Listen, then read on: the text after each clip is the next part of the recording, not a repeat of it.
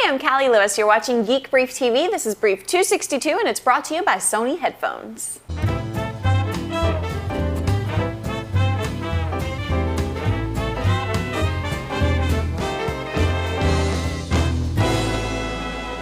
Kindle is in the house. We're forgoing the usual unboxing so I can get straight to the review, which I'm breaking down into three parts: the function, the feel, and the look, also known as the good, the bad, and the ugly. Let's start with the look. This isn't exactly high praise, but it doesn't look as bad in person as it does in pictures. It has the aesthetics of a scientific calculator and a screen that looks like an Etch-a-Sketch. Kindle is thin, white, and clean, but otherwise it doesn't look like a new device. It looks like something pre-iPod. The keyboard seems like a necessary evil until there's a way to inexpensively combine touch and e-ink technology. It's a bit of a distraction at first blush, but I've only had it in my hands a few hours. That's the toughest part of doing an early review. First impressions give way to a better understanding of why designers and engineers made some of their choices. For now though, I wish the keyboard would slide behind the screen. The screen itself looks great. The e-ink is easy to read, and although it isn't black on white contrast like ink on paper, I like it. If you've played with an Etch-a-Sketch, that's exactly what the contrast ratio is like. To the right of the screen is a scroll bar navigation thingy that lines up with the text on the page. For some reason, it's reflective like the shiny side of aluminum foil.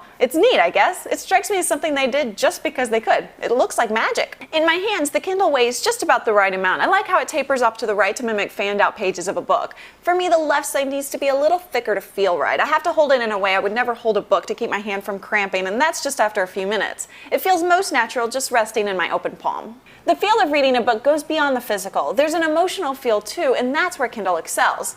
I'm not going as far as saying it's as good as a book printed on paper, but it's certainly a nice way to read. If you know how to speed read, you'll find yourself flying through the pages because you can digest a page in a single glance. For me, they got the emotional feel part of the book about as right as possible. In terms of functionality, I love the e-ink, I love the wireless connectivity, I like the tapered navigation buttons on the right, and I mostly like the Kindle Store. I hate the previous and next page buttons on the left. They're much too easy to accidentally press.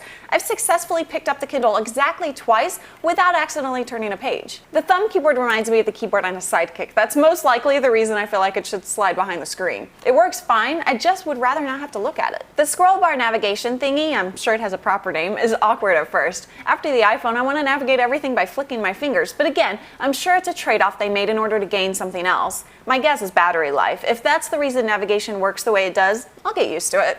The choice they made that I won't get used to is the lack of a light for reading in bed. I would give up some battery life for a little LED illumination love. Amazon knows how to build a store, but the Kindle Store only half works for me. For one thing, they should lose the horrible graphic depictions of the book jackets or create special versions for the Kindle Store. They mostly look like monochromatic smudges that are impossible to read.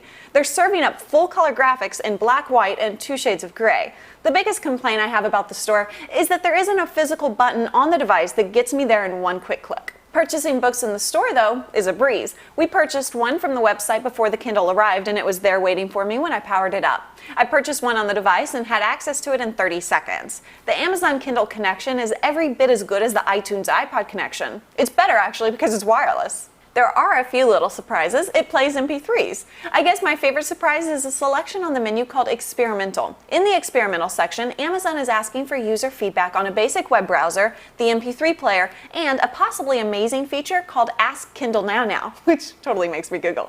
You submit a real question and real people research your question online. They quickly send up to 3 answers back to your Kindle for free. As Leah would say, now how much would you pay? I asked, why isn't Ally McBeal available on DVD in the US? Because I pretty much know the answer. I got my first answer in 2 minutes. I thought of outsourcing my DearCallie.com questions to this thing, but then I asked a more technical question. It's been 2 hours and I still haven't gotten an answer. On a scale of 1 to 10, with 10 being an iPhone and 1 being a CueCat barcode scanner, I had one by the way, I give the Kindle a 7. It's a first-generation device with first-generation issues early adopters like me will tolerate, especially those of us who love reading books and buying books from Amazon anyway.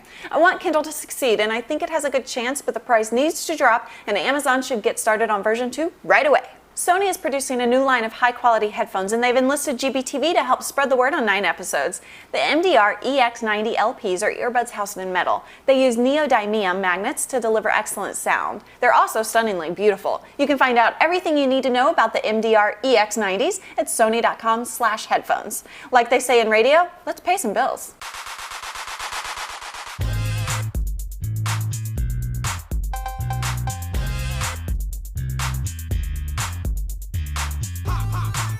I'm Callie Lewis. Thanks for watching. 2 hands.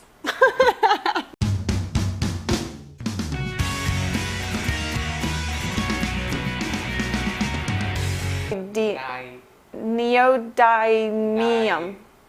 Neodymium. Neodymium.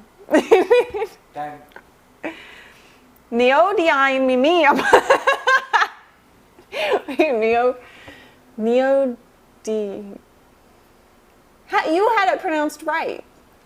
Yeah, I need to look at Neodymium. Neodymium. Neodymium.